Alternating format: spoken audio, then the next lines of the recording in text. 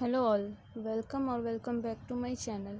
आप सभी का स्वागत है मेरे चैनल एडुटेनमेंट फोकस प्लस पर, जहां पर हम अपनी नॉलेज पर फोकस करेंगे।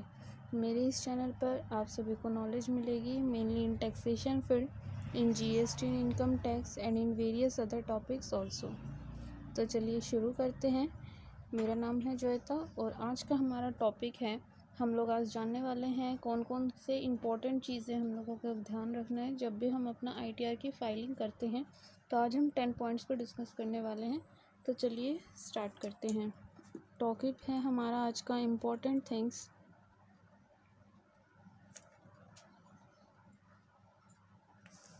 To be done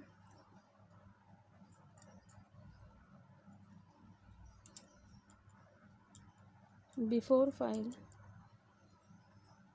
ITR in 2023 and 24। तो चलिए देखते हैं कौन कौन से पॉइंट आप लोगों को ध्यान में रखना है। तो सबसे पहला पॉइंट आप लोगों को ध्यान में रखना है कि आप अपनी जो भी इनकम है उसको कंप्यूट कर लें।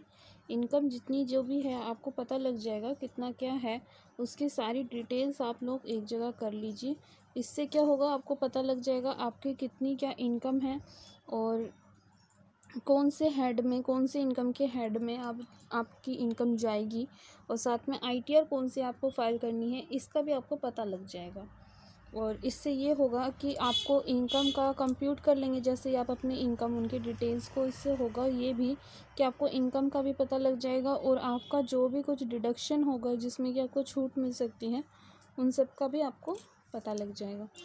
सेकंड पॉइंट देखिए, आपको इससे होगा ये कि हम चूज़ कर सकते हैं अपना कौन सा आईटीआर, करेक्ट आईटीआर हमारा कौन सा होगा, हम वो भी चेक कर सकते हैं हमें कौन सा फॉर्म चूज़ करना है।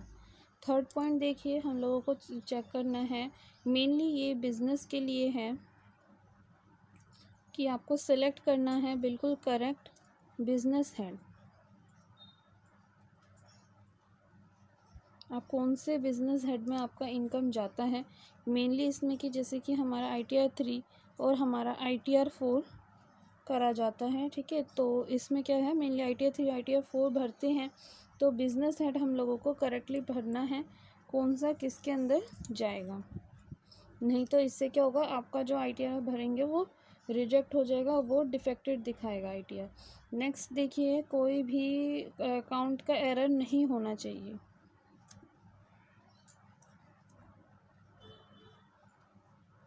आपका जो अकाउंट है वो बिल्कुल करेक्ट होना चाहिए, जो भी एप्लीकेबल है वो सारी चीज़ें आपको देनी है। साथ ही अगर आपने गलत आपका कुछ अकाउंट नंबर गया है, अकाउंट से रिलेटेड कुछ भी अगर एरर आपकी रही है, तो अगर आपको रिफ़ंड मिलना है तो उसमें तो बहुत ज़्यादा ही प्रॉब्लम हो सकती है। तो इसके लिए आप लोगों को ध्यान में रखना है ये चीज़ भी। नेक्स्ट पॉइंट देखिए, आप लोगों को मैच करना है details, match all your details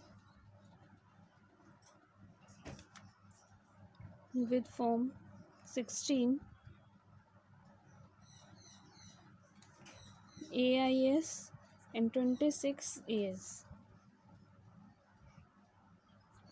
जो भी आपकी इनकम है आप उन सबके साथ मैच कर लीजिएगा, क्योंकि कई बार क्या होता है 26 AS में आपका कुछ इनकम आप शो करते हैं, फॉर्म 16 में कुछ आता है, और साथ ही AIS जो है उसमें भी आपका इनकम अलग आता है। तो आपकी सारी इनकम के जो सोर्स और इनकम है वो सब कुछ सेम आनी चाहिए, नहीं तो आपका गलत हो जाएगा फॉर्म भरने में। उसके बाद है आपको करेक्ट और बिल्कुल वैलिड इनकम दिखानी है।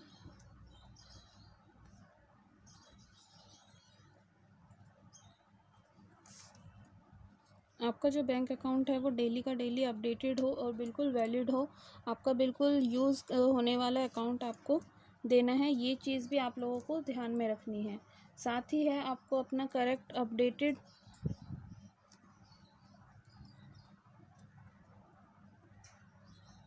फ़ोन नंबर आपको देना है, ताकि आपका जो मोबाइल नंबर है उसके साथ आपका जो बैंक की डिटेल्स और आपका पैन, आधार जो है सब कुछ लिंक होता है। साथ ही याद में रखना आपको ईमेल भी काफ़ी इम्पोर्टेंट है, आपका जो ईमेल है वो भी वैलिड एकदम अपडेटेड होना चाहिए। इससे होगा क्या, आपके जो बैकग्राउंड है वो सारी चीज़ें भी चेक करी जाती है। इससे आपको ITR की फाइलिंग करते टाइम कोई प्रॉब्लम नहीं होगी। साथ ही याद रखिएगा, जो भी अगर आपने क्लेम किया है TDS, वो क्लेम जो किया है आपको बिल्कुल वैलिड हो और आपका मिलना हो। नहीं तो क्या होता है, इसमें प्रॉब्लम हो सकती है। तो अपना चेक कीजिएगा, 26 AS को आप लोग चेक कर लीजिएगा क्या कुछ होगा उसमें। अगर आपका जो भी TDS का क्रेडिट होगा वो आपको मिल जाएगा। 9th पॉइंट देखिए, आप लोगों को याद रखना है, कोई भी अगर आप एग्जेम्प्टेड इनकम बता रहे हैं तो आपको बताना है। ऐसा नहीं कि चलो ये तो हमारा एग्जेम्प्टेड इनकम है, ये तो हम शो नहीं करेंगे। आप लोगों को याद रखना है, एग्जेम्प्टेड इनकम भी आप दिखाएं ताकि जो इनकम टैक्स है उन लोगों को पता लग जाए आपका क्या कुछ एग्जेम्प्टेड अमाउंट है। अगर वो एग्जेम्प्टेड अमाउंट काफ़ी ज़्यादा हो गया, अगर वो लार्ज अमाउंट होता है, तो इस चीज़ का भी जो इनकम टैक्स डिपार्टमेंट है वो चेक कर लेंगे। सपोज़ कीजिए अगर आपकी LIC है या फिर कुछ भी आपका अमाउंट आपका डिपॉजिट है, उसमें क्या है, अगर लार्ज अमाउंट होता है तो उसमें फिर आगे जाके प्रॉब्लम होती है। तो ये चीज़ भी आप लोगों को देखना है। 10th पॉइंट आप लोगों को याद रखना है, जैसे आपकी सारी डिटेल्स कंप्लीट हो जाती है, जो आपके छोटे मोटे डिटेल्स हैं लोग क्या करते हैं उसमें गलती कर देते हैं। इसलिए ये चीज़ मैंने लास्ट में बताई है, ये ध्यान रखने की चीज़ है कि आपका जो पैन डिटेल है, साथ में ही आपका जो हेड ऑफ इनकम आपने रखा है और असेसमेंट ईयर, इन पे लोग गलती करते हैं। तो ये सारी चीज़ें आप लोगों को 10 पॉइंट याद रखनी है कि जब भी आप अपनी ITR की फाइलिंग करें 2023 एंड 2024 में, आप लोगों को ये सारे पॉइंट्स याद रखने हैं। और इनकम टैक्स और GST से रिलेटेड वीडियोस आपको मेरे चैनल पे मिल जाएगी।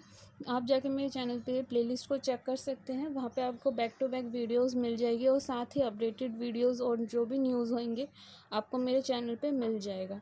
और अगर आपको ये वाला वीडियो अच्छा लगा होगा तो प्लीज़ लाइक कीजिएगा, शेयर कीजिएगा and subscribe to my channel. Thanks for watching.